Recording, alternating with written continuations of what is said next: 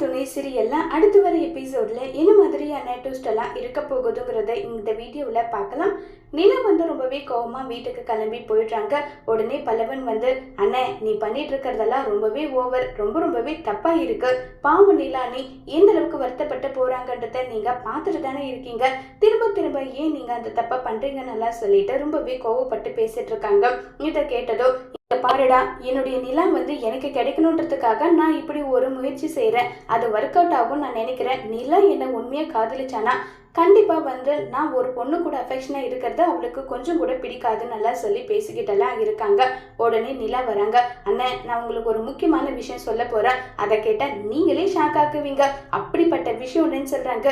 என்ன விஷயமா சொல்லுன்றாங்க. இல்ல, நம்ம சோழனுக்கு ஏத்த பொண்ணு ஒண்ணு கிடைச்சிருக்கு.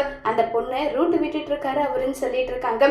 உடனே சோழன் இல்லைங்க, நீங்க நினைக்கிற மாதிரி எல்லாம் ஒண்ணும் கிடையாது. அது சொல்லிட்டு சோழன் என்ன பிளான் போட்டாங்களோ அதுக்கு ஆப்போசிட்டா நிலா நடந்துக்கிறாங்க.